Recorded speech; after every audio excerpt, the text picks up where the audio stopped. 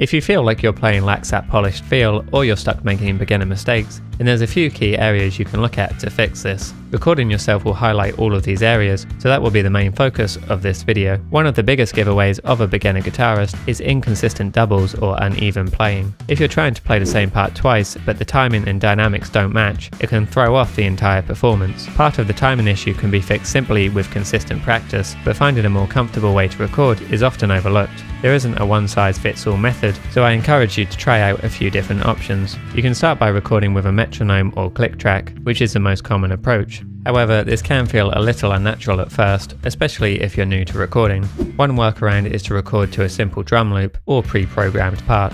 This often feels much more natural to play along with, and will help if you've already worked out the general rhythm and accents of your part ahead of time. If this still feels uncomfortable, try laying down what's commonly referred to as scratch tracks first. These are demo recordings meant to serve as a guide, with the intent of re-recording everything later once you've fleshed out the arrangement. They can be particularly helpful if you've only come up with one or two ideas and aren't yet sure about how to best arrange the song section. The uneven playing, however, likely stems from parts that haven't been written with much care. Something I hear in a lot of beginner recordings are rhythms that clash frequently or sound unbalanced. Keep in mind that when tracking rhythm guitar specifically, these parts are typically panned to the sides of the mix. This means that any inconsistencies in the playing will be even more noticeable, so it's generally a good idea to either match the accents of your doubles or come up with complementary parts like a call and response. For example, here's a pair of rhythm guitars that I would call unbalanced.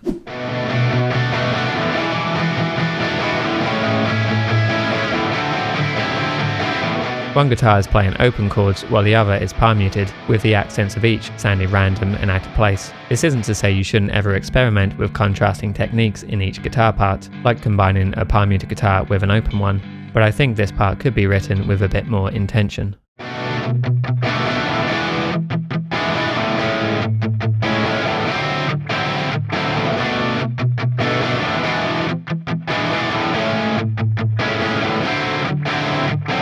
Another common issue I hear, though it's a bit more subtle, is how guitarists transition from one chord to another. Often you'll hear a lot of string noise or open and sometimes out of key notes when switching chords. Now this might actually work in your favour if you're intentionally going for a sloppy sound.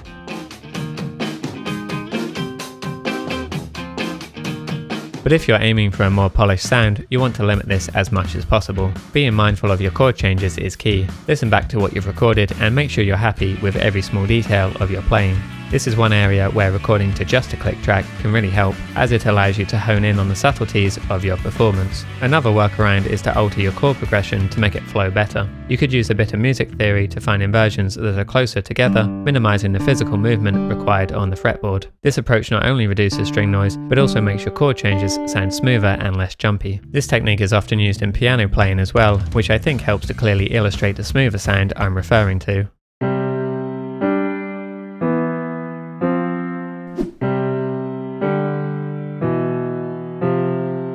And again, this isn't to say you should only play inversions that are close together, it's just to highlight the idea of writing with intention, whether that's playing tight and polished or loose and frantic.